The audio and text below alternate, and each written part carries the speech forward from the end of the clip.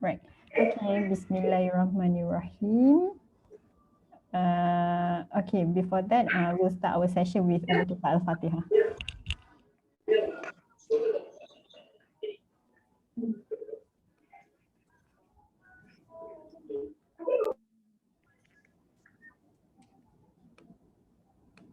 Okay, thank you everyone for joining us tonight. So we are back dengan sesi Ansara Muda Career Talk.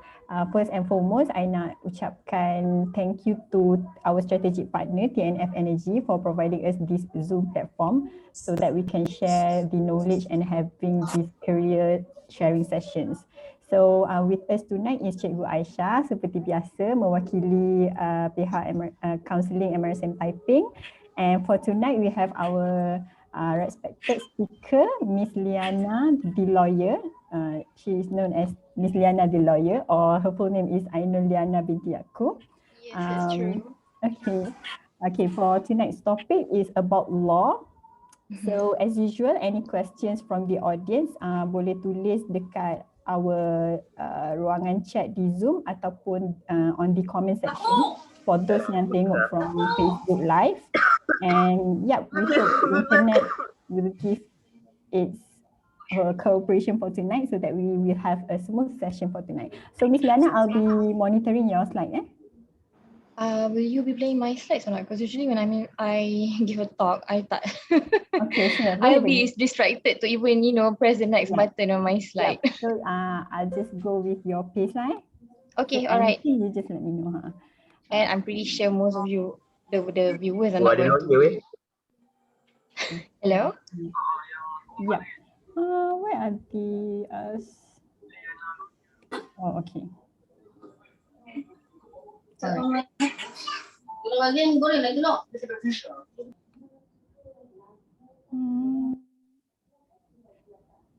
Okay, can you see the slide?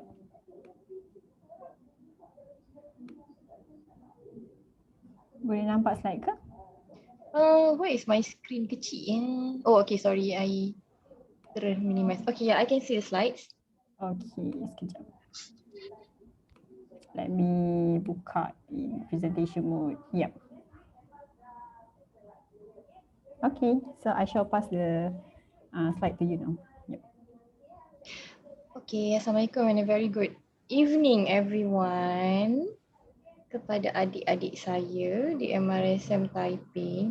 Sebelum tu saya nak tanya, lebih suka saya berbahasa Melayu ke berbahasa Inggeris?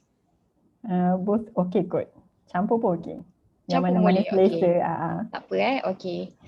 Jadi, I don't know how to start this because I know my juniors mostly are interested in the science stream.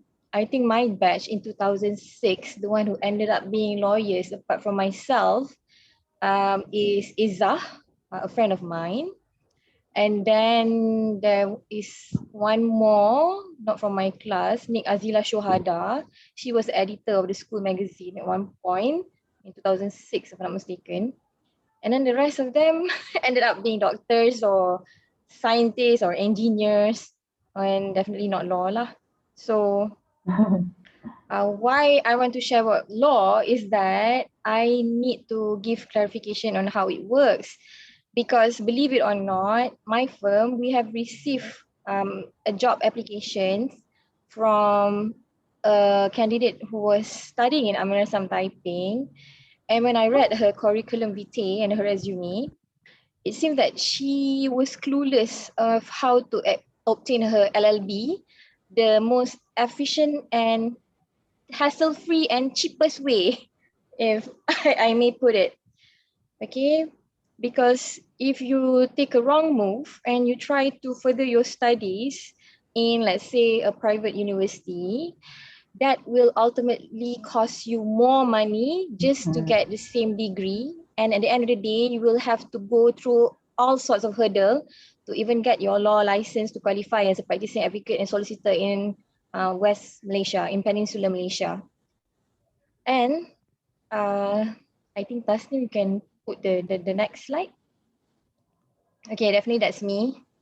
My assistant helped me to draft these slides because I was being too busy with my ongoing cases.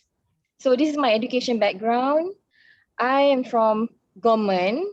So guys, Kemen, double Kemen, like you all like to phrase it. Sama. Okay, so I was from Sekolah Rendah Kebangsaan Seri Sedang back in 1996 till 2001, and then I did my Form 1 till Form 3 in Sekolah Kebangsaan Jalan 3 Bandar Baru Bangi because that's where my parents' house is. And then I got 8As for PMR, so I got offered a placement in Maktab Rendah Sains Mara Taiping, to which I spent very phenomenal and adventurous 2 years at age 16 and 17. And after that, I decided that the best career move for me is not to be a doctor, because I remembered that I fainted during the biology class where you had to have a drop of blood to test what kind of blood type do you have. And the next thing I remembered was my biology teachers or my classmates slapping my face to wake me up, because apparently I fainted when I saw a drop of blood, my own blood, on the, that pin slide thingy. I forgot what was the name. And then as regards to maths, even though I got A1 for at maths during SPM, it was very horrible for me to study for at maths, and my name was actually always in the bottom last in the class, because at maths was very hard for me. So engineering was definitely a no, medic no. And I figured out, I had this notion that being a lawyer is for people who likes to read a lot and who likes to talk a lot, which is what my mom said to me anyway. She said, you like to read and you like to talk a lot, so why not you take up law? Because initially she wanted me to take up medic, and I told my mom, no, if I took up medic, there's a high possibility that I will fail and not complete my studies anyways. And hence I opted for UIA, because I don't know about you juniors lah, but I had a very hard time cramming and studying for SPM. And then it came to a point, even after I got my SPM results, by the way, I got 8 A1s. I'm not sure about the grading system now, but during my time, they graded us like A1, A2, B3, B4B, 5C, if I'm not mistaken. So I got bio, I got 4B, and physics, I got 3B. The rest, I got A1. And I decided that I want to further my studies at UIA because, first and foremost, I did my research first, because MRSM Taiping at that time, of course, most of them will be aiming for the science stream. Most of everyone will be interested in how to become medical doctors, how to obtain scholarship and funding to further their studies overseas in the engineering field or the medic field. So I had to do my own research because there wasn't much for me to go on, but the internet was still there. So I Google and Google and Google. And then the good thing about furthering my studies at UIA Foundation is because it is a sure thing that I will still go to the main campus and take up law as my main subject. Because I believe at PASUM, if you do not reach 3.0 in foundation, you will be, left afloat, and you will have to grab whatever course that is available for you. And same goes to matriculation. If you do not score 3.5, if I'm not mistaken, you won't be able to further the subject that you really want to when you want to go to the actual university. But UIA, they have their own foundation place. So if you grad UIA, and I think the minimum for you to grad to go to main campus is about 2.6 or 2.5. I'm not really sure about this because I did my matriculation for 1 year only, which was 2 semesters, because when you enter UIA, when you want to enter UIA, they will ask you to sit for 3 examinations. One is for Arabic placement test, another one is for computer placement test, and the third one is the English Excellency test. And I passed the computer and English test with flying colours. It's just that Arab rosak sikit lah. Tak ingat kan. That's all that I remember from my primary agama school days. So it is compulsory for every course to the student to pass Arab. So after matriculation, I went to main campus in UIA and I graduated in 2012 and I did my chambering for 9 months, which I will explain what chambering is all about after this. And in 2013, I got my call as an advocate and solicitor in the High Court of Malaya, meaning I was already a licensed lawyer after finishing my chambering. And I worked for a couple of years. And while working, I decided that I want to take up Sharia law because in UIA, they have a double degree program where you can take up Sharia law and civil law at the same time. But it is crazy hard because in order to obtain the Sharia law degree, in the 5th year, after you finish studying for the first 4 years, the 5th year is specialized, where whoever wants to pass the Sharia paper and get the scroll in Sharia law, you will have to learn everything in Arab. And definitely I cannot lah in UIA, passing the minimum requirement for Arab. So I got C++ only, but luckily I didn't repeat any papers. So I decided to further that in UITM because UITM, they have this program called DLSA, Diploma Law in Sharia Advocacy. It's a postgraduate diploma which you take after you have received your degree, and I completed that. Then after working for a few more years, I decided that I miss studying law and I needed to broaden my knowledge about law and to better equip myself as a lawyer because I opened my own firm since 2016. So you have to be good at your craft, you know, as you become more and more advanced in the years in your career, you want to be the best in your field. So I decided to further my studies in Master of Laws. And I completed my Masters of Laws full-time while working full-time and handling my firm full-time and also preparing to get married to my husband. And can you believe it? My final examination paper, it was held during the month that I was to get married. Luckily, my exams fell on a day which wasn't my nikah day. If not, I would have to go to my final examination in my nikah dress, which is sebaik tak. So that's my education background. Very long, very exhausting when you think about all the journey that I've made from SPM until today. And I myself cannot believe it's been 12 years, I think, since I am done with my SPM. So I sympathize with all the juniors who have not done their SPM yet because it's really hard. Okay, but no worries. SPM is actually to prepare you into the real world because the hurdle, the stress, the you know, the blood, sweat, and tears which you had to cram and study for your SPM. Guess what? It repeats the cycle when you want to go into university, after you finish university, when you go and work, when you are in the working environment. That's a part of being an adult. So welcome to adulthood, all my juniors. So next slide. Okay, what is law? I think this slide is supposed for me to tell you why I took up law, isn't it? And you know what? I actually don't want this to be a one-sided presentation because one-sided presentation is very boring for me. I mean, I remember being a student and I almost fell asleep most of the time when my lecturers were giving lectures. But during my masters, I concentrated more lah because I know the value of the ilmu that is being given to me by my lecturer. And I wish I paid more attention during my degree years so that I can be a more excellent lawyer than I am today. Okay, so the reason why I took up law actually is because of all these questions, you know, of all this ambiguity about what is a lawyer's job.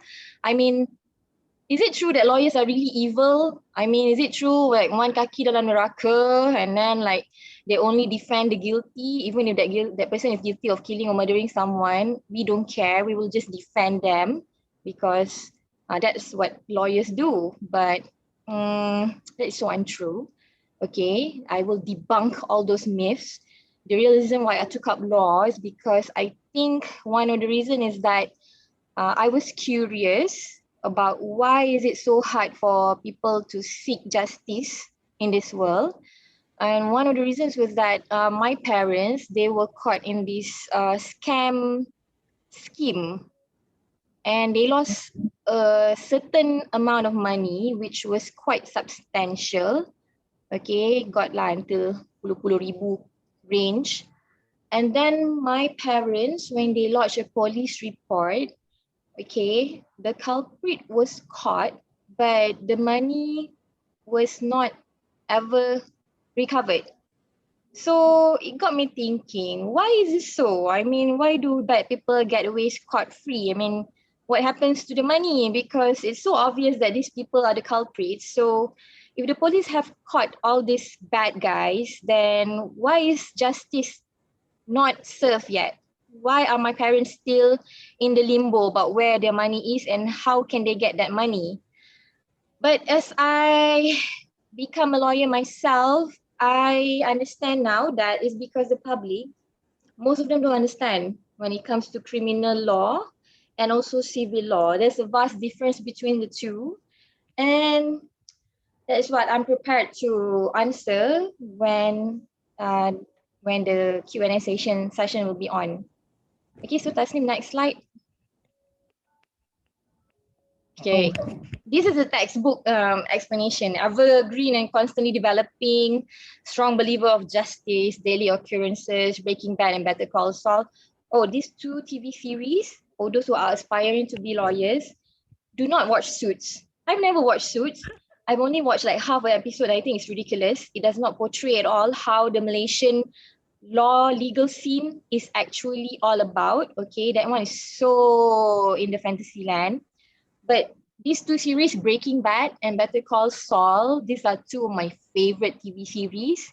And I highly recommend it for those who are looking to become a lawyer because it's really good. And if you guys are, looking for a good TV series to watch, even if you are not interested in being a lawyer, I highly recommend watching these two, Breaking Bad and Better Call Saul, both are on Netflix. And yes, I'm a normal human being. I watch TV during my free time. I don't work 24/7. Okay, and I go to Muay Thai classes on certain nights. So that's something that you all should know about being a good working adult, where you don't actually just work 24/7, because life is just not about breaking yourself over work. Okay, so the last one is professionalism. That goes without mentioning because, being a lawyer, it's one of the old school professions, same as being a doctor, an engineer. These are all the professions that have been around from years and years and years ago, okay? Even before we were on this earth. So next slide, please. Okay, what courses can apply for law? What courses can apply for law? So this one, I think actually the question itself is a bit incorrect. I think you are asking how can you apply for law after to get the law degree, is it? Yeah, I think it's more on the study path right after SPM, so they can actually go into STPM or matrix or diploma. Okay, so if you want to apply law, first of all, after SPM, if you do not get that good of grades, you can try to further your STPM, okay, and work your butt off to get better results. Or like I said, you can try and go inside any foundation programs. Like me, I chose CENFOS, Center for Foundation Studies in UIA. Some of my classmates, they were from matriculation, still science stream. They were from, College Matrikulasi Melaka, whatnot. And as regards to diploma, I am actually not really sure about diploma, but I believe they are available in UITM, because UITM's degree program, if I'm not mistaken, it is broken down into two parts, where the first part is that something called Bachelor in Jurisprudence or something like that. And then when you want to further it, and then only when you graduate with the LLB, Lex Legal Baccalaureus, which is a degree in law. Lex Legal Baccalaureus is Latin, by the way, and it's just a fancy word of saying LLB, degree in law. Okay, so next slide. Okay, wait. I have a question. So, macam Ms Liyana mentioned, you chose IIUM because you are confirmed to masuk main campus, kan? Yes, So, correct. for local universities, is IIUM the only local uni that offer that kind of program? Means kalau nak masuk UiTM or other local unis, you have to enter matric, and then kalau you pass the CGPA, then only they can enter for degree. Macam tu ke? I believe that's what happened because there are some of my my peers, right? They said their friends wanted to get law as their first choice, couldn't because they took up matriculation, and then they got like CGPA below 3.5, if I'm not mistaken. So what they had to do was then they had to just grab whatever degree course that is available and which quota has not been filled. So to term it simply, diorang kena lelong lah. Diorang tak dapat course yang diorang nak. Okay, so lelong lah, masuklah human resource punya course. Masuk TESOL lah. Apa-apa benda-benda yang sebenarnya orang tak tahu why is it there. Okay, but human resource, human sciences stream, I think it's a very general degree. So that would be very bad for you because if you want to be a lawyer, you must get an LLB. You cannot like get a degree first in any other course other than law, and then you try to get a master's in law. It doesn't work that way because the only way where you can get a legal license in Malaysia is that firstly, you must get a legal degree, and second of all, if you are doing it in any of the universities, which is not IPTA, it's not one of the public universities, you will have to make sure that the private university which you are furthering your legal degree in is accredited by Bar Council. I'm not talking about the bar in the club. It's called BAR, B-A-R. It means Majlis Peguam Malaysia. Because I've seen applicants, right? And really, this is a true story. Like I said, there's this applicant, she was from ANSARA Taiping. And when I read her curriculum vitae and her resume, I do not know why, but she furthered her studies in Brickfields. Okay. And then after that, she couldn't obtain her legal degree because when you do your legal degree in a private university, right? Even though, first of all, you must make sure this private university is approved by Malaysian Bar. Second of all, even when it is approved by Malaysian Bar, you have an additional requirement, which is you have to take this exam. It's called CLP, Certificate of Legal Practice. And I've heard from my friends who say that CLP is meant for you to fail the first time, and the cost of CLP is 30,000.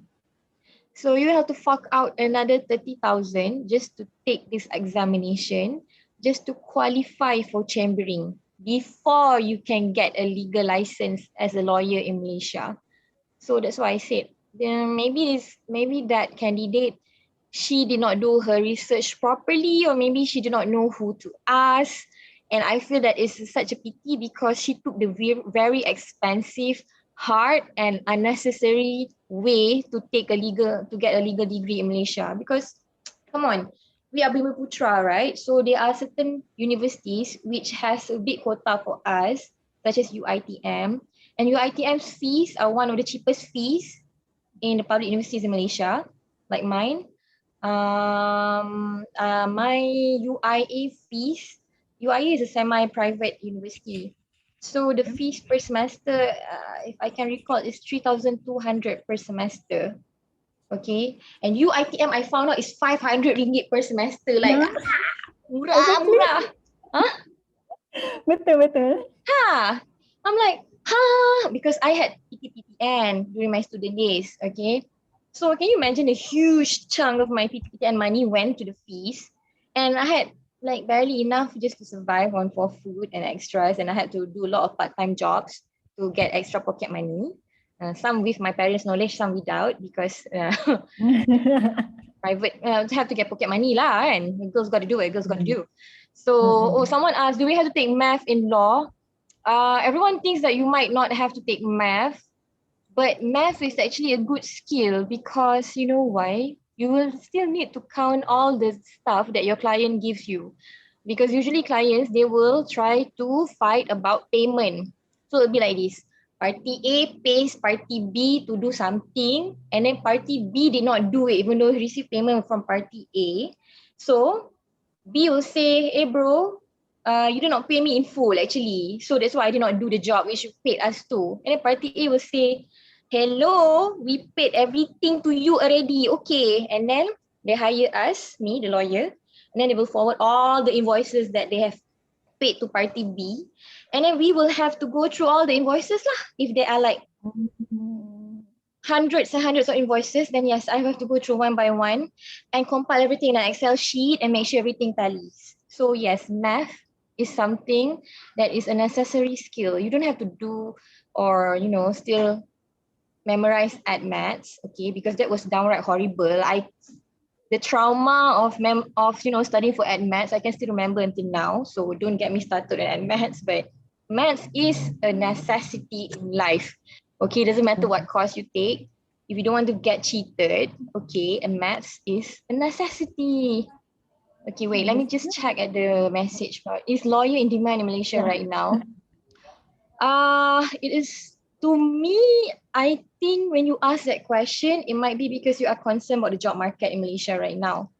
Honestly, if you want my honest answer, all job markets are really unstable right now because of the COVID situation. Okay, like I am taking on a chambering student right now because I have been 7 years in practice. When you have been 7 years as a lawyer, right? Like I said, chambering is a step where it's like an internship where you must do it for 9 months non-stop, and you must register in the High Court of Malaya, and you must tell the court who is the lawyer who is your mentor. So the mentor must be more than 7 years as a lawyer, non-stop, continuous practicing as a lawyer. So if you do not pass this internship, because it is very hard, okay, it is very hard to jump into the working life in reality. And as regards to the job market, there's still a lot of vacancies for junior lawyers, but I think law firms now are having also a hard time because we are all being hit by the COVID situation. It's not just the legal sector, it's everyone, everything, all the businesses in Malaysia. So to me, I think don't really worry whether it's really in demand or not, because if you worry about that and then you're going to be stressing about something that is not even your problem yet, because you know what, the first problem that you must overcome after SPM is to get your either your certificate in diploma or foundation, and then you must get your degree first. After you get your degree, then you can pening-pening about the job market, because that could take between 5 to 6 years. So you don't know how the situation is going to be 5 to 6 years from now. Maybe Malaysia will be thriving again because COVID has disappeared from the face of the earth and everyone has become vaccinated and immune from the COVID. Okay. Yeah. Oh, so someone said to me, UTM current program is a 4-year degree program for law. Oh, okay, that's good to know. Because I took up masters only. Yeah. And Ms Liyana, I ada soalan because you mentioned before for private universities kan, they have to check whether they are accredited untuk for the bar tu kan. Same goes as abroad universities ke. So what is your opinion like for those students yang nak buat law but then they also want to fly abroad? So would that be a good strategy, because I think it's better to do it locally kan. There's a pros and cons lah. If you do it abroad, first of all, you must seriously have the funding to do abroad. Either you get scholarships, okay, because during my period, okay, we were under Pak Lah, if I'm not mistaken, and the scholarships for law were non-existent because Pak Lah was focusing on agriculture, and all the scholarships that were available were for engineering, ethics. And then law is like 2-3 uni, and then that one also is very hard because I definitely tried to apply for some, and I suppose I did not pass the personality evaluation test, maybe because I was too timid or introverted at that time. But yeah, that's the thing. Honestly, most of the people who do law overseas are either their parents are very, very wealthy, or because they can't get any placement in the good universities in Malaysia.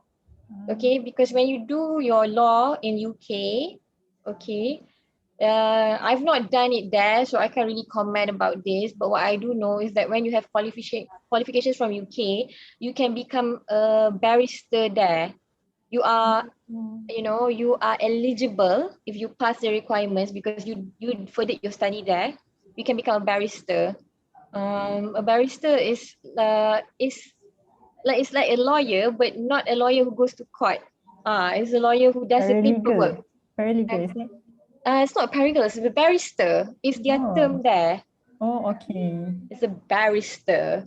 But this one you have to ask people who did theirs in the UK, because to me, I down to earth one ma, and then I don't think that I can find myself to go to UK, and definitely I didn't get any scholarships, and definitely I don't think my parents will have enough to allocate for me ngada-ngada nak study kat UK, when in actuality I can still get a legal degree, a good one, in one of the local universities in Malaysia. Because like I said, if you do in UK, dah lah mahal. And then when you come back to Malaysia, you still have to do the CLP, So you must be super duper rich. You must be macam anak toke saudagar emas ke, or toke anything lah, I can get a lot of money to go and do in the UK. And then which law foundation is better between KPTM Law Foundation and UiTM Law? KPTM apa? College Polytech Mara College Polytechnic kan cikgu? I pun I've never heard of KPTM Law Foundation. College Polytech Mara. Oh, Polytech. Ada Memang ada. I'm not sure about College Polytech Mara. Saya rasa UiTM lebih terkenal lah dengan benda macam ni kan. Sebab I tak pernah dengar KPTM Law Foundation. Tak tahu lah, maybe I tua ke kan? I tak tahu. Maybe something, I don't know. Better UiTM Law lah to me. I don't know, because KPTM Law I tak pernah dengar. You jangan nanti kalau I cakap KPTM Law is better, tiba-tiba benda tu salah pula. Tahu kan? But kalau nak masuk UiTM, you have to go for metric UiTM. Tapi ada tak cases yang you tak lepas pun, so you tak boleh pun nak masuk degree UiTM untuk law? Ramai je I dengar macam tu tau. Ramai when you like PASUM lah, because during my batch I've heard a lot of scary stories of PASUM students who do not meet the CGPA requirement for whatever courses they took, law ke, engineering ke apa ke, and then when they want to go into the main campus, they couldn't get the courses that they want in the first place. So I said that's why they end up taking human resources lah. That's it lah. So macam impian kecundang di tengah jalan. Apa dia cikgu? Cikgu rasa ada dekat KPTM Foundation. Ada, tapi dia belajar dekat UiTM. Tapi under KPTM Foundation, betul lah. Tapi dia ikut syllabus UiTM? Yes. I see. Kalau betul macam tu, okay, you will still, okay, because I don't know everything, because what I know is what I've been through. So if there is something new like this, my best advice is you must do the background check yourself. Call the necessary establishments, tanya, call bar council even, ask, hello bar council, I would like to know, because I'm a future aspiring lawyer, I want to take up law. Is this university accredited in the bar council syllabus or not? Because there are certain private universities in Malaysia, we shall not be named, okay, who do offer courses in law, but when the students graduate, when they graduate only after 4 years of taking up law there, then only they found out that the degree is worthless. So you can just you can never become a lawyer unless you take another degree in another university which is accredited in the bar council. So what you can do is become a paralegal lah, which is, defeats the purpose. Yep. Okay, and then you mentioned, I ada tangkap that you mentioned you was an introvert before. Not sure if that's true, but we have a question from Inshira. Dia tanya, can someone who have moderate or weak skills in debating pursue law? I mean, I rasa bukan only in debating, but someone yang tak banyak cakap, can they actually do law school? Why not? Because, actually there are so many branches of law. Okay, that's why that's one of the most mistaken notion of people is that they think when you are a lawyer, you will definitely go to court one, and then you definitely go in front of the judge and say, Yang Arif, saya ingin memberi hujahan di sini bahawa. No, it's not necessary that. There are so many branches of law. You can become a lawyer who does only documentation, and we call that conveyancing lawyer. If you all have heard of lawyer hartanah, so those are the kind of lawyers who never go to court, okay, or maybe they will go to court for very simple matters which are not contentious. Contentious means gaduh lah. Not contentious means gaduh sikit-sikit manja-manja je lah. Macam just want to get the declaration from court. Okay, so then you have banking documentation lawyers, which also falls under conveyancing lawyers. You have criminal lawyers, which is what my partner specializes in.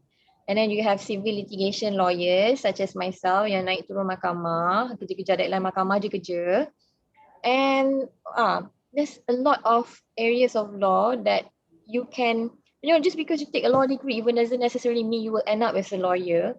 But you can go into other areas of as well, such as human resource, because you might be interested in handling human resource issues, which is there's a lot of human resource related cases in industrial court of Malaysia right now because workers do not know their rights, or sometimes bosses also misuse their powers and rights. Okay, kejap, apa ni, UiTM ada basic, wait, where's my chat box? Hilang. Yeah, I think your staff prepared this. Like the requirements for university enrollment. Okay, kejap I baca. Diorang explain KPTM is Kementerian Pendidikan Tinggi Malaysia, can done in UiTM, but for degree can apply to other public universities. Okay, bagus. Boleh lah. Apply lah kat KPTM, because if it's that way, then it's an open book lah. You can just do your foundation at KPTM, and then make sure you reach the minimum requirement.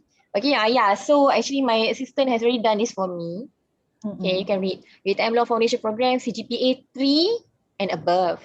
KPM Law Foundation Program, CGPA 3.75. That is tough. 3.75 and above, korang kena study extra hard lah masuk KPM Law Foundation ni. XPM with 5 credits including English and working experience of at least 10 years in the legal field approved by the selection board.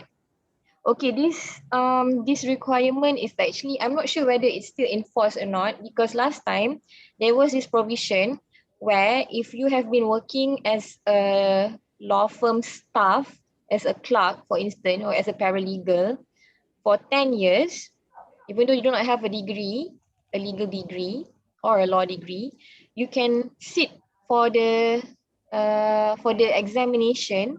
I think it's something like CLP, and if you pass it, you can be admitted as an advocate and solicitor in Malaysia. But I'm not sure whether that thing is still enforced in Malaysia now anymore, because I think it has been abolished, but I could be wrong. That one is something that I have to recheck. Okay, so see diploma from your ITM, CGPA of 2.5 or higher. Pass the interview, MUET, yes, MUET is also important, because honestly, to be a good lawyer, it doesn't matter if you're introvert or extroverted, your grasp of both the English language and also the Malay language must be excellent. Okay, there's no such thing as bahasa Melayu, bahasa kebangsaan kita, so kita mestilah bertutur dalam bahasa Melayu sahaja, kerana kalau tak kita menggunakan bahasa penjajah. No such thing, rubbish, okay, because my ex-boss was a Chinese and he was one of those who did his legal degree in the UK, memang kaya lah. And then he has his own firm, so I worked under him for a while. And he can translate English documents into Malay faster than the speed of light. Okay, he doesn't need to see the dictionary of it, and then his translation is precise and concise. And he's a Chinese also. Okay, so I feel shameful because at that time I was still like a second year or first year lawyer, and I did not know that you must have that very, very good grasp of both languages. Okay, so Puan, to study at UM memang kena ada basic Arab ke? Ya, betul. And to add salt to the wound, every course in UIA, you must pass the minimum Arabic level, which is level 1. But law courses, I don't know why, we must pass until level 2 at least. It's because I think they want to make us interested to further Sharia law lah.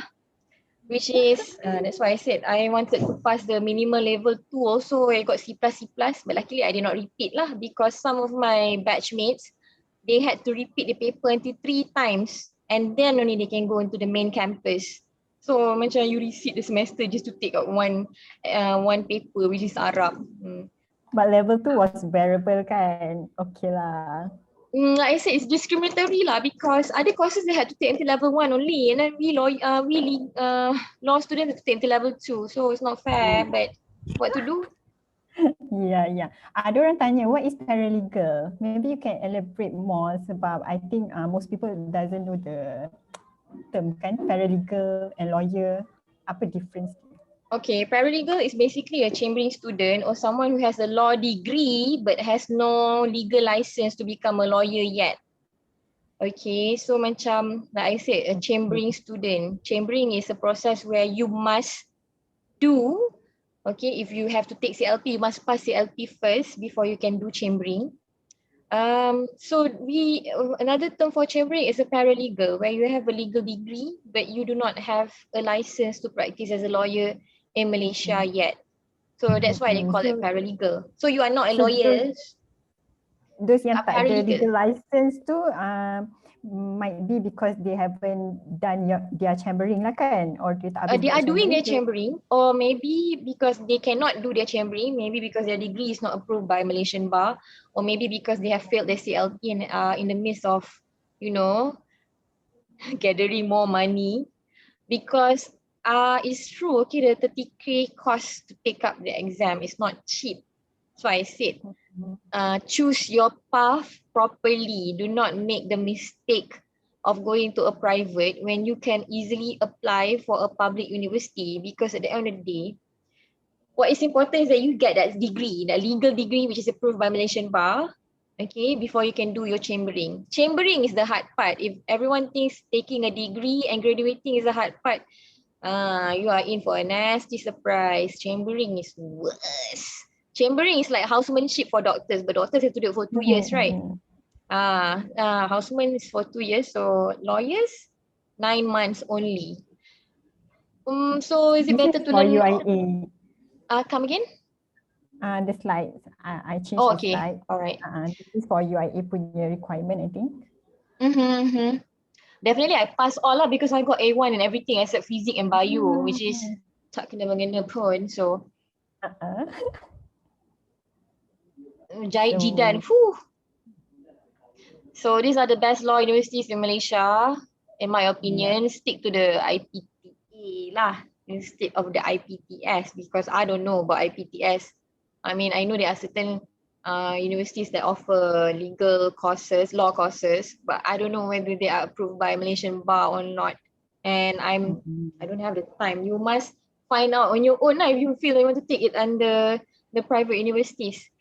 And someone asked, is it better to learn law overseas or just in Malaysia? To me, I think it's better to learn in Malaysia. But if your parents are super wealthy and if you get some magic funding to further your studies in the UK and to pay for the CLP examination, then why not? Best lah, memang best lah study overseas kan. Tapi, you know, think about the end game lah. If you study overseas and then you tak lepas, you balik Malaysia, you rasa you boleh buat apa? You kena either retake back your degree in a public university if you can, or you must do it in a private university in Malaysia, which is going to cost a lot of money some more. So better make sure that you have it in you, either financially or your own strength, whether you can, you know, get it done and over with flying colours. can you enlighten us regarding in-house lawyers? In-house lawyers are actually lawyers who have stopped being lawyers. They are working under companies, because when you are in-house lawyer, okay, basically means if like, let's say right now I am a private lawyer with my firm, okay, I have a legal license. In-house lawyer means I decided that I don't want to continue working in my firm anymore. I want to work under a company. Okay, so there are certain big companies which, because they feel that if you hire, they have so many legal cases going on, okay, they still need private lawyers like me to bring cases in court, but they will hire people with legal experience who have decided to stop being private lawyers and work for them, so that you don't need to refer every single thing to external lawyers lah, because there are certain things that are PNC, or it's just that if you keep on referring to external lawyers, it's going to cost them more. So might as well just hire a permanent worker who has a legal experience to work as in-house lawyers. So if you know anyone who was a lawyer and suddenly they're working under a company as an in-house lawyer, that actually means they don't have any license anymore to practice as an advocate and solicitor.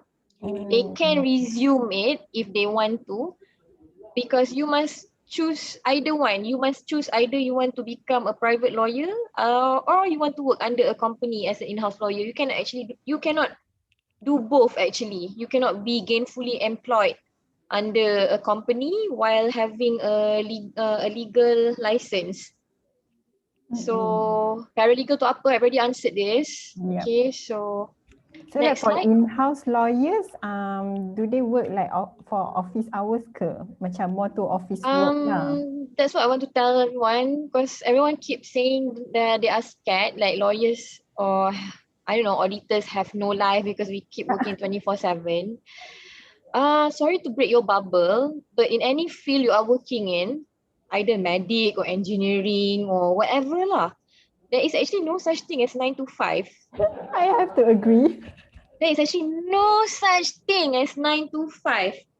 Because if you're working under someone else, your boss will be, disturbing you through WhatsApp messages. Okay. And if you have your own business like me, 24/7, you'll be thinking about your business and your clients and your deadlines and all, whatever you need to do, strategy for the cases, how to handle this, and must do legal research and further studies. Okay, so there is no 9 to 5. Think about your preparation to study for SPM is just a glimpse into the adult world. Korang stay up kan, pukul 3, 4, 5 pagi study at maths lah, buat kertas kerja kimia lah semua. That is actually the real life. So don't think it stops after SPM. It gets worse actually. Thank you for my advice kan. So I'm telling you that's exactly what's happening.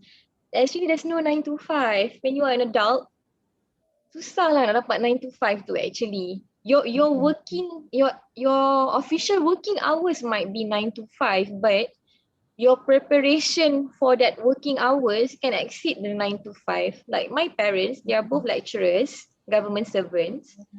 And even though they have fixed working hours, my parents' job among them is to, prepare modules, because they are English lecturers, so they have to prepare modules for their MUAT students, or they're doing like tuition for their students. So I don't even see my parents working 9 to 5. They do work after 9 to 5, even though they're government servants. So no such thing lah 9 to 5. Lagi-lagi if you're working in the private sector, bye-bye je lah 9 to 5 tu. So you must just be creative lah in your time management. Yeah, okay. But in the sense of going to court kan, so in-house lawyers would go to court lesser than they cannot go to court. They don't have a legal license. Okay. So macam some kind of advisor for the company lah on legal matters macam tu for in-house lawyers. The bosses usually expect them to have a lot of answers lah to the legal problems, because I think one of the requirements to qualify as an in-house lawyer, for you to even apply for the interview, is that some companies they mostly want those who have legal experience as a lawyer at least 3 years and above. Okay. So regarding the current slide yang tengah up sekarang, someone asked for those yang land matters, civil, criminal, does all the lawyers ni work together under the same firm or macam different matter, different law firm? If that firm is super big and super besar and have like 30-40 lawyers, yes, they can have all these departments under one roof. But if I it's know the famous one, Zico, right? Zico is the oldest. Zico, that one is like one of the big firms in Malaysia lah. Then kalau you nak kerja kat tempat besar macam Zico, harapan lah 9 to 5. Lagilah harapan 9 to 5. With big salary comes big responsibility Jangan ingat kerja kat firm besar. Maksudnya adalah firm-firm yang you need to see their clients lah kan, meaning ada certain firm maybe they are good with land matters and this firm would be good on criminal matters, betul tak? It depends on the lawyers yang buka firm tu lah, whether dia nak practice in that. Like me, I do not like doing conveyancing matters because to me it is so tedious, it is so slow, and there's no really any action. You're just doing a lot of documentation and chasing for the land office deadlines. And then with the COVID situation right now, I'm reading all these complaints from people who are doing land matters about how you have to queue up very, very, very, very long to even get to the counter. And then all those things that I don't think I can handle lah. That's just making me become stressed lah, unnecessary stress. Okay. And criminal law is something you are focusing on? Right now I'm doing civil. Okay. Even Sharia matters also, even though I have a license in Sharia law, I find that I cannot deal with people constantly coming to me about their cases to get a divorce or about their cheating spouses or about their quarrel about who gets custody of their children. Because I feel that, oh my God, I thought you guys are adults, but coming with me with these problems and you cannot even be mature about it. And family law is something like that also. Family law is about, marriage, custody, but it's for non-Muslims lah. For Sharia law matters, it's supposed to be for Muslims. Okay. Should we move to next slide or you have more to say? Next slide. Okay. Yeah. So back to the what I said, even though you have a legal degree, does not mean that your only way after obtaining a legal degree is to become a lawyer. Like me, actually, when I finished my chambering, it was so hard and horrible. I actually do not want to be a lawyer. And I applied to work under one of the top insurance companies in Malaysia. And I got the job, okay. And I thought I would love working in a 9 to 5 environment lah. Like you all say 9 to 5, right? But I found that it was very, very routine. It was not challenging for me. And I became bored because it's the same set of paperwork. Yeah, so after that, I decided, I thought being a lawyer is horrible, but actually doing the same thing over and over again daily is even more horrible. So I decided to be a lawyer. Okay. Should I move to the next slide? So next slide. Can read now, but then what can I become? You can become commissioner for oath, legal consultant, policy maker. That one if you're working under the government, I suppose, in the legislative branch. Academician, yes. Public prosecutor means that you are a lawyer working for the government. Okay. A registrar means a magistrate. You can try to apply to become a magistrate under the judiciary system of Malaysia. You can become a private lawyer like me. Okay, you can try to become a judge. Registrar is this one. It's translated as pendaftar. Pendaftar is an official, a court official lah. It's a court officer. Okay, they are also crucial to the proceedings in court because some of the simple matters are usually done in front of a registrar. A judge also, you can apply at the judiciary with a legal degree. Okay, but I don't know how to apply to become a judge. That one is something I should look into. But these are all the options available for you. Okay, because a legal degree is actually flexible. Okay, unless you want to become an engineer or a medical officer. Okay, I can definitely say if you have a legal degree, most of the job positions are available for you.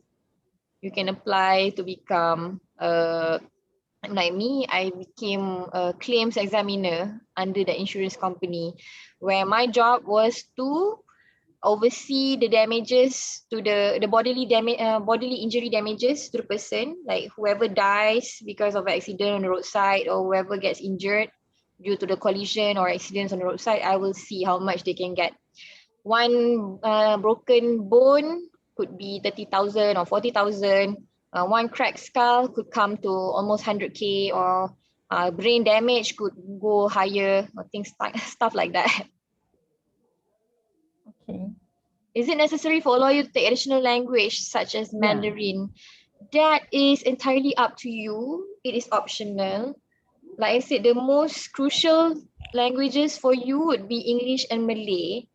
I mean, if you want to take up a third language, you can, but make sure your command of the English language and the Malay language is excellent first. And to do that, you must do a lot of reading actually. Lots and lots and lots of reading in both Malay novels or English novels, because that's the only way that you can develop your vocabulary. Okay, or you can practice speaking the English language to your friends. Don't practice to your friends who will say that you are poyo for trying to speak English to them. Practice speaking the English language to those who will understand your purpose. Is not to show off, but to better your command of the English language. Okay. And also Malay is actually surprisingly, some people who Important. apply to my firm, okay, dah lah tak reti English. Lepas tu bahasa Melayu pun tengah langgang. I baca dia punya resume pun I stress sebab eja pekerjaan pun jadi PEKEERJAEN.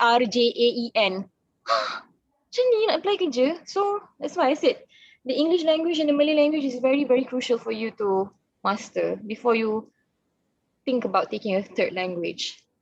Master the basics first. In court kan, do they use court kita bahasa kan? It's actually optional because the official language is Malay, yes, but there are certain cases where when you apply for the judge's consent, you will be using English. And sometimes your opponent, right, the opponent's clients could be a foreigner who only knows English. So yes, you will be using the English language. Most of the official papers in court, it is done in Malay. But when you speak in court, it's optional whether you can seek the judge's permission first to speak in English, or you can proceed with Malay. So it is very important lah untuk brush up our bahasa because like you said, all the reports would be in bahasa kan. Maknanya banyak buat kerja translation, all that. And official Malay language is actually very hard. Okay, most of because I've seen my paralegals, also those who have tried to do translations before this, when I read their work, it's actually something that is not easy. It requires some years of experience to, you know, be fast and efficient in doing the translating work. So salary range. Salary range is actually true. The sky is the limit. It depends on who is your client, whether your client can pay you that kind of money. All right. But if starting, it actually depends on the firm that you are working in. Okay, if you're working in the firms in Publica, I'm not mistaken, last time also the starting salary range was 3,500. Okay, the bigger firms, they might offer you higher, but higher salary means longer working hours and more stress. And then to me, salary range is something that it is optional for the firm that advertises the vacancy as a lawyer. You will need to ask that firm themselves. But like I said, starting last time in Publica was 3,500 for first year lawyer. And then as the years go by, it goes up and up and up. But the higher the salary, the higher also the stress level, because you're dealing with, you know, high paying clients who are corporate clients especially, and to them 24 hours in a day is not enough. And when they say they want to get the job done, they want it done yesterday. So that's really true. This is actually right. This is something like sama macam medik actually. Kayak budak yang nak ambil medik ke engineering lagi lah. My husband was an oil and gas engineer and he was working almost 24 hours a day, you know, masuk dalam well, lepas tu travel sana sini, fly sana, fly sini. Macam exciting kan, when you are young, boleh lah buat macam tu. Macam tu, you takkan laratnya. Because you won't have time to start a family or, you know, to pay attention to the ones that you love or raise your children or even take care of yourself. Agree. So like after degree, they would have to go for chambering kan? Chambering is some kind of like housemanship for doctors or internship lah for other career kan? Okay, so for chambering, do they get paid? And like kalau chambering payment diorang like let's say 3,000, so bila diorang masuk to a firm, would the pay akan jadi higher ke? Like chambering punya payment tu akan jadi benchmark ke for them to go further? No, chambering usually you will not get 3,000 ringgit. You will get much lower than that because you are, so to say, you are still actually learning. Okay, that's why firms, they will usually offer in KL and Selangor, the range is usually 1,200 to 1,008. It depends on the firm. But I have heard internship punya payment lah. But I have heard that firms in other states, they offer much lower than that. Okay, because chambering period is actually an endurance test to see whether you are up to becoming a lawyer. Same like housemanship, but I think housemanship salary of course is a bit higher. But that's the thing, you know, doctors are also at the mercy of lawyers because if they have professional negligence, and then lawyers will have to defend them, you know, from getting sued by their patients. So that's medical negligence law. Okay. So like I said, being a lawyer, it's very challenging, but if you can make it, okay, then you are the best amongst the best lah. Because everyone thinks that being a lawyer just means that you have to stand up in court and talk a lot. But it is more than that. It is a combination of street smarts, you know, your creativity, your tenaciousness, your braveness, your endurance. So these are all stuff that you will learn not during your studying years in the classroom, but you will learn this when you do things like take up part-time jobs, okay, or when you know, you further your skills to the next level. You don't just want to learn in theory, you want to do the practical. Like me, I started working part-time in law firms even during my second year in UIA because I said I wanted to get more pocket money, right? And at that time, my boss was so good because I did not know that it was not normal for me to get for people to pay part-timers 1,000 ringgit. And I was actually working like 3 or 4 days whenever I'm free lah after class. I did some documentation and paperwork. Yeah, okay. I think we have the last question. Okay, last question. Ibrahim. Okay, one, apa beza peguam bela dan peguam cara? And then secondly, as a lawyer, you ada risiko tak macam gangguan from outsiders lah sebab especially those lawyers yang deal with criminal cases kan. So macam you are exposed to any risk ke tak? So yeah, peguam bela and peguam cara and any risk. Peguam bela means like I said about the barrister in UK. Peguam cara is equals to barrister, meaning that you only do paperwork such as conveyancing lawyers. That's why you're called peguam cara. You tolong orang mengendalikan satu perkara kepada satu perkara yang lain such as jual beli rumah, buat banking documentations for the sale and purchase of the property, for the bank loans. Peguam bela is basically when you defend your clients lah, either in criminal court or in civil court.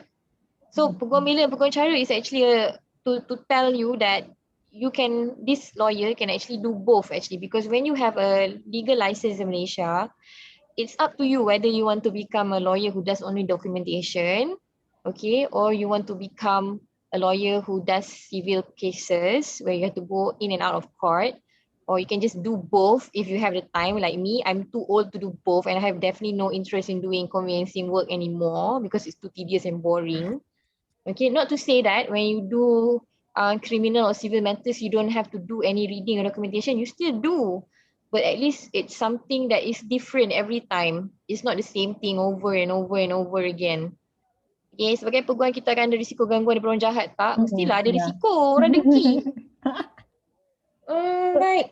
So how actually you prepare yourself untuk Actually, from my experience, okay, when I help my partner do criminal cases, at the end of the day, I am more comfortable with the criminals themselves, because when you are dealing with a rapist or a murderer or a robber, you actually know who they are for what they are. Like, you have no other expectations because you know, okay, this guy is a bad guy, this guy is a rapist, this guy is a robber, this guy is a killer. And versus you mingling with other people who you do not know their true colors.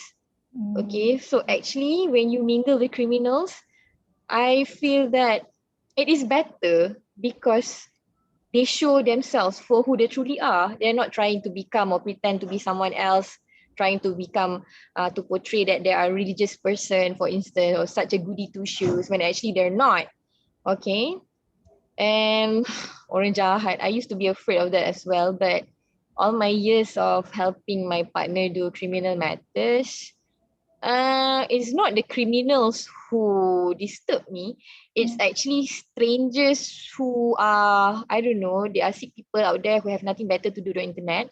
And then they will stalk me or like send rude comments or degrading comments, to which I just look at macam, oh my god, kau ni tak ada kerja rupanya. Orang lain sibuk cari rezeki halal, nak dapat duit ribu-ribu. Kau stalk orang kat internet, lepas tu tak ada kerja buat komen-komen tak apa-apa. So yeah, that's the only risk so far that I've had as a lawyer. and like you just brush it off lah. Oh, of course you brush it off because I'm too busy with work, and then I have a baby now. And I don't just ponder around like, oh my god, ada orang kutuk aku, sedihnya. No.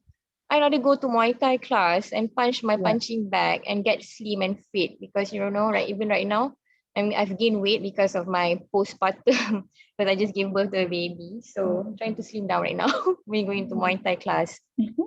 Okay, so, actually we have one more question because I think this question is quite relatable for us, kan. If I don't do well in my LLB, can I still have the chance to do my pupillage, or I need to have a good results by hook or by crook? Can you elaborate on? Okay, I'm going to share you one thing lah. I didn't do that well in my LLB lah. Okay. It's because I was too busy exploring life and gaining experiences. Not to say that I disregarded my studies. Okay, my studies were still important. My goal was still to get my degree. But serious, after the 4th year, you just wanted to get a pass because you were so tired with all the coursework and the assignments and the non-stop deadlines, which actually I did not know was a preparation to becoming a real lawyer, because the same thing. When you become a lawyer, you're always stressing about the deadlines and the paperwork and the stress. So actually, even those who I have hired, those who get pointers 2.9 usually are better workers than those who get pointers 3.5. And like I said, to be a lawyer, you not only need to know the law, but you must be street smart and brave in applying it and doing your job. If you are the kind who are used to, you know, having everything fed to you because you have notes and textbooks to refer to, and that's why you can perform academically, not to say that's not a good thing, but you need more than that to become a good lawyer. So actually don't worry lah if your CGPA is not that great. But don't lah fail until like 2.2, 2.1 tu merepek lah. Kau belajar ke kau main-main dulu kan? Tak sayang study time ke? Kalau main-main, allocate masa lah. Bila nak study lah. Because I know there are some people who drop out of law courses. And I don't know why. Because to me, it's not that hard to get a legal degree. It's not like you taking engineering. Oh, and then my batch kan. Ada tau yang drop out ambil engineering sebab tak tahan. Susah sangat. and dia drop out daripada belajar kat overseas tau. He had to go back to Malaysia. And I think he ended up becoming a teacher. So I pun tak tahu apa jadi kat dia sekarang ni. He had to repay his Mara loan ke apa. I pun tak tahu apa cerita kan. Habis itulah. Alright, so this person said, I don't fail but my CGPA not like so good. So yeah, we hope the best for you. But Ni budak LLB ke budak SPM ni? CGPA apa? This one dia memang tengah buat LLB. Yang Oh iya ke? Buat LLB kat mana? Dia buat, okay bagi buka suara dia. Ni dia buat dekat sama tempat dengan Liyana. UIA? Dia best ni dia. SPM bila? Ni SPM 2017 ke? Wait. Mawi, mute Mawi. Tak boleh. Apa ni? Okay, boleh. Dah ni lah. Boleh unmute tak? I can unmute, tunjuk video. Okay, dah. Saya junior lah. Saya dekat baru second sem. You kat UIA ke? Dekat UIA. Good luck lah. Aduh. Tak seriously, to me, selalunya budak-budak skema. I bukan nak degrade budak-budak skema. Dia bukan skema, dia bukan budak skema. Tapi selalunya kan, honestly, okay, even in my experience, because there are batchmates of mine yang try buka firm, tapi tak berjaya. And I think it goes down to because when you open a business, right, when you have a law firm, it's not just about you being good about the law. You must have skills such as people skills, communication skills, convincing skills. You know, you got to convince your clients that you can win their cases. You got to convince them why they must hire you. You got to think about your financial flow of your business and all of that. At the same time, you must juggle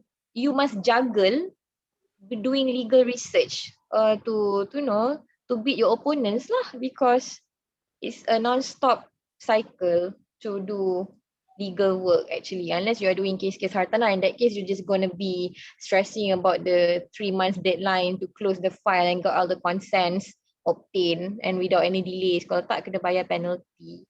That's just something yang I tak nak buat dah. Penat pasal benda-benda yang tak best. Okay. Litigation sebenarnya best ke tak? Litigation? I used to be afraid of litigation sebab orang cakap buat litigation balik pukul 4 pagi kan. When I was working in Publica, that was true because my firm, they were dealing with cases in England. Can you imagine, dekat England pukul 8 pagi, kat Malaysia pukul 3-2 pagi. Sakit hati tak? Ini kita pula kena tunggu diorang. So yeah, my boss pula was a merciless kind. Everyone had to go back at 4 in the morning. UK time, it was like still 3 or something. Balik pukul 4 pagi kat Malaysia. Balik nak tukar baju, mandi and then patah balik pergi Publica because you still have to be at work by 8:30 in the morning. So that's the reality of becoming a lawyer. But after that, it wasn't like that lah, because when I opened up my own firm, yes, there were a lot of work and deadlines to adhere to and there were stressful times. But at the end of the day, I had time to do stuff that I like, such as go to Muay Thai class, go dating with my husband, then boyfriend, and then alhamdulillah kahwin.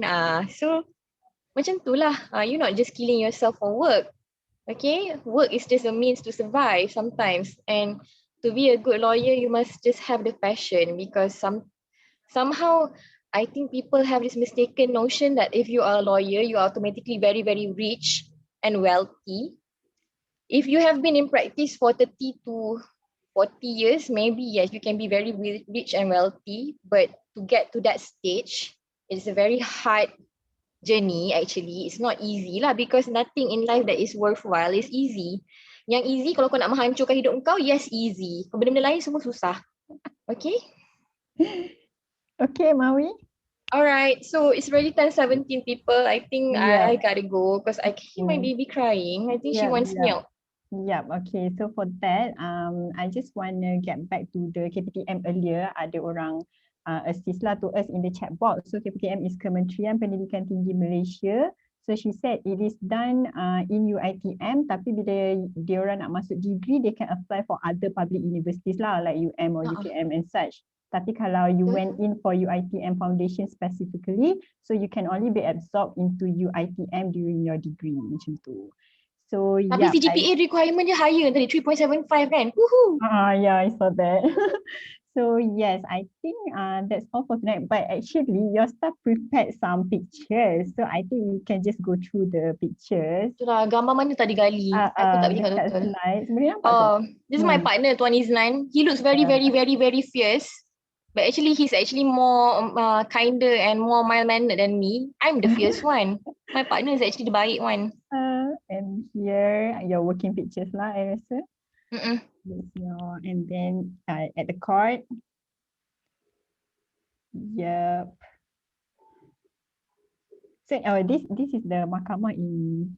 The left one is Shah Alam. The right one is KL. Okay. Yeah, okay. So that was my first firm, my first office back in 2016. Okay. So yeah, this is your Instagram. And your Facebook page kan? So yeah, and this is your YouTube. So if anyone yang berminat to follow on Ms Liyana punya perkembangan, so do follow her social media pages lah. So yeah, I think that's all for today. Thank you so much, Ms Liyana. Okay, welcome. Thank you so much. Yeah, we are very honored to have you with us tonight lah. So again, thank you to our strategic partner TNF Energy for providing us this Zoom platform sekali lagi. So I think that's all for tonight's session. With that, we end our session with Tasbih Kifarah and Surah to us. Okay. Thank you so much, Liyana. Okay, thank you everyone. Bye-bye. I'll be leaving. Apa ni? Choose IUM, Heaven on Earth. Yelah tu. Bantu Arabiah. Thank you so much. By the way, I pun UIA, but I econs. Oh, you econs ke? I pun level 2. I pun level 2 bahasa Arab. Lama Arab dah bahasa tu. Level 2 Mereka budak law je level 2 sebab dulu memang orang lain semua level 1 je. Which I thought was so unfair. Semua sekarang level 2 lah at least. Kan? Itulah. Kecuali Padan muka korang je. I thought I suffered alone. I think they want to make sure like everyone really has an interest in Arab code, which is never happening lah kan. Okay lah. Okay, bye-bye everyone. So Bye-bye Cikgu Raisha. Thank you, Liyana.